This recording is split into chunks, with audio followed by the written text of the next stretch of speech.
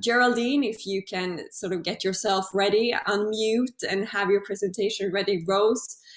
And that the topic is ESG and the life of mine. Geraldine, over to you. You have a 10-minute time slot. Thank you. Just hello to everybody from Australia. It's actually happy hour here, so that means you can start drinking. So even if in the UK, I'll give you permission to do that. So I'm talking about ESG and the life of mine. This is a topic really that I'm very passionate about, because I think it's through how we close our minds that we're judged as an industry. And unfortunately, we haven't done a very good job of that globally. So I'm going to look at what frameworks are available to guide us in mine closure. And then in the absence of some of those frameworks, what are some of the tools or techniques that we can use to do good mine closures? So we're saying, yes, it's 2021 and the world's talking about ESG. It's all about performance, accountability and transparency. Next one. So why are people and why has this topic come up? And it's really about societal shifts in the attitudes to environment and climate, regulators reacting to community concerns, economic drivers, as well as things like happened in Australia last year, where our super funds violently reacted to what happened with the Juukan Gorge destruction in Western Australia. Next one. So from an evolutionary perspective of ESG, we really started talking about these topics, but talked about them in terms of environmental reporting back in the 1990s. We then moved to talk about CSR or corporate social responsibility, but now the topic's all around ESG. And that was starting to develop prior to COVID, but it's been accelerated by the pandemic and also by the Juukan Gorge disaster. And quite recently in Australia, we've actually adopted the Towards Sustainable Mining, which is a Canadian framework, and that's been adopted by the Minerals Council of Australia. So next. So as I said, there's increasing demands, but the main point I want to make here is that we have all these multiple ESG reporting frameworks. People tell me all the time that they're challenging, confusing, really hard to follow. So which one should we be using and which are the most helpful? So here's a big list of some of those frameworks.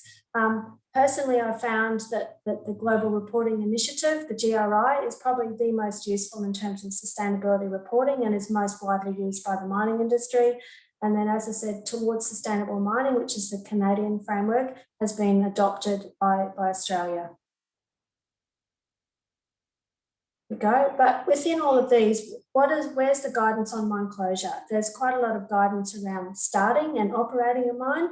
And for example, with the Towards Sustainable Mining Initiative, the really big change for us in Australia is to make sure that these on-site assessments are actually done. It's not just done at a corporate level, it's actually each site, that they're transparent and they're overseen by an advisory board.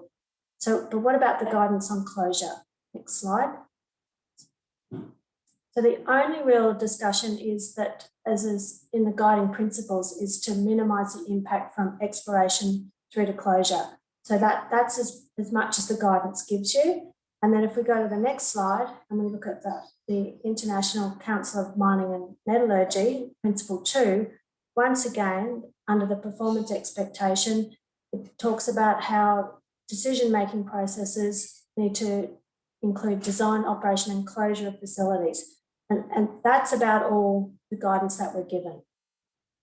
So moving on to a couple of case studies. So this is a project that I worked on back in the 90s, so quite some time ago, where there was really very little guidance all around ESG, and certainly we're in a very remote site, and I don't think anybody knew we were even there most of the time. So how did we move forward with a really good case study and a really good outcome? I think the key to it was really having great stakeholder engagement, including really knowing who our stakeholders were and sitting down with those people and working through what were their ESG issues, and making sure that we listened carefully and actually over quite a long period of time to make sure that we ended up with the ultimate closure designs and also outcomes that will be sustainable for that site in that particular context and location. So what were the outcomes? The final land use was actually a protected forest. We had to change the legislation because prior to mining it was actually a concession logging area. So we changed it to being a protected forest, incorporated all sorts of fruit trees, native fruit trees into the rehabilitation, and then made sure that the site was safe and stable and self-sustaining. And it was really because of that we were then able to enter into this partnership with the World Wildlife Fund, who now use it as a wildlife sanctuary for the very rare Borneo rhinoceros.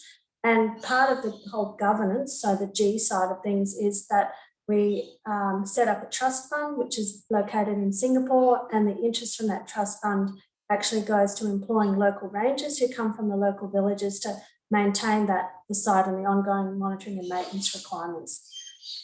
So that was a really positive outcome. It's been closed for 10 years and it's still being sustained for that land use with those qualities in place.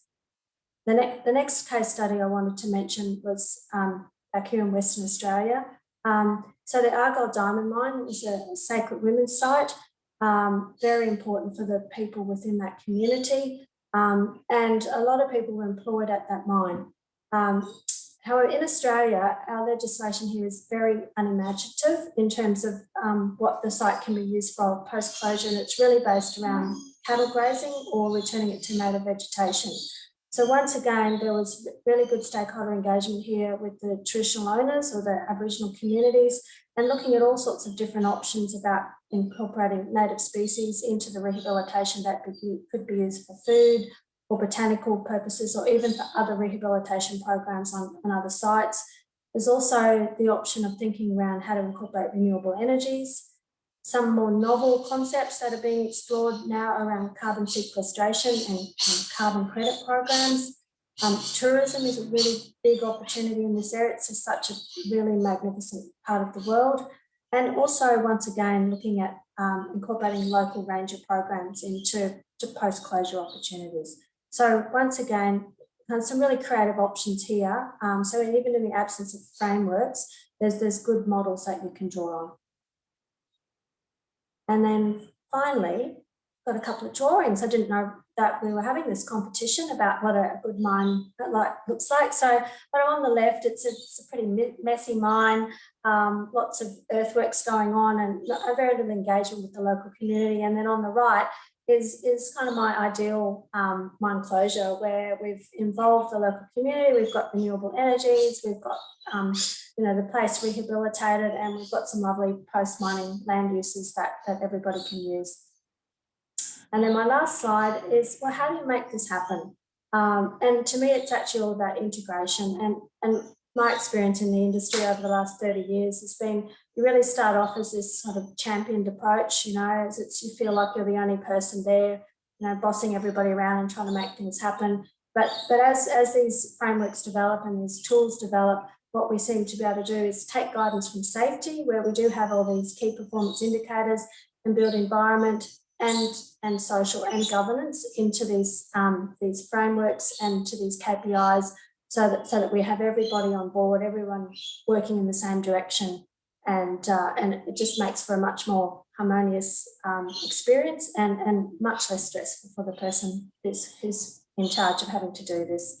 And so that's it for me, a quick run through, give you some ideas, and happy to answer questions, and not sure if I'll be here for the end of the panel, but happy to answer questions by chat as well. Fantastic. Thank you so much. That was amazing. So I did an interview with someone called Elias Masilela. He's an impact investment expert, and he was talking about how mine closure is the litmus test for the mining industry, whether they're an impactful investor or not. So I think he would agree with what you were saying about the importance of mine closure. Now, my question is, why do you think that mine closure has been such an overlooked topic in the industry for such a long time? Well, I think people like when things start. It's very exciting, and it brings the best and the brightest attracted to those opportunities. And whereas what I found being on site at closure, when your room starts to fall down around your ears and, and most people leave to go on to other jobs, that it can actually be quite stressful and a bit depressing, probably a bit like aging. And so Mind Closure has had this kind of, I guess, attitude that it's the end of something, rather than, I actually like to use the term repurposing. So, like, what's the new life that we could be instilling here? And around where I live, we've got some really great renewable energy projects that are being kicked off on our mine sites. So instead of looking at it at the end, I think if the industry looked at it as the beginning, it would actually change the attitude and also attract a different demographic of people, young people, seeing this as a career opportunity rather than kind of a punishment to be left around at the end of the mine life. So I think that's part of it. Part of it, I think, is the lack of legislation, which is starting to improve as well. So a few different things there. I think, we need to make mine closure a bit more sexy, and probably we get more young people and young professionals involved. And I think it's interesting also who should take the lead on this, because it is ultimately the community that is left after mine closure. So do you feel that they should take the lead in maybe a more pronounced way than just being part of a consultation? Definitely. And look, what I find is there's still a lot of pushback from the industry in enabling that to happen. I think part of the reason why we were so successful in Indonesia is we actually used a traditional decision-making process, which was about consensus decision-making. So everybody was very empowered and everybody had power of veto if they didn't like what was being proposed. But it meant everybody signed off on what was proposed in the end.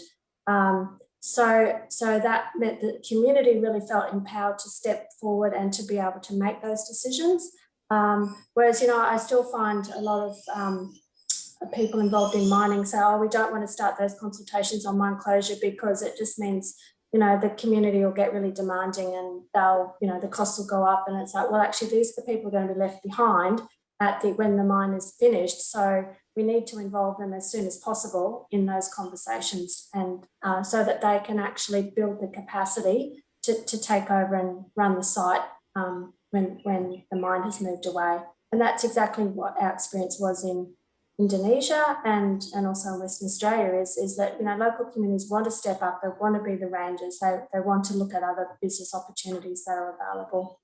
And this is really a topic that is getting a lot of attention in our social media channels here. We have one question from Stuart. If you were developing or financing these mines now, which frameworks would you adopt? Look, I think the Towards Sustainable Mining is a really good framework to start from. And I'm actually doing some ESG reviews at the moment for some mergers and acquisitions, and we're using a range of different frameworks. So the ICMM principles are a really good way to be looking at whether what's been proposed is being done in a correct way. I'm also finding that individual commodities are starting to develop their own framework. So there's a aluminium stewardship initiative, which is also really helpful and very thorough. And then the Equator principles really sit over the top of that in terms of the guiding investor input into, whether these frameworks have been put in place and whether, things like Indigenous people's participation has actually been covered thoroughly. So there's a few different tools, and I think sometimes you have to have a few different tools in the toolkit. We have a saying that if you've only got a hammer in the toolkit, everything starts looking like a nail. So it's actually good to have a range of different tools in the toolkit that you can bring out in different scenarios and different contexts. That's fantastic, Geraldine. Thank you so much for joining us again, and a round of applause, a virtual round of applause for Geraldine. Thank you. Thank you so much. Excellent.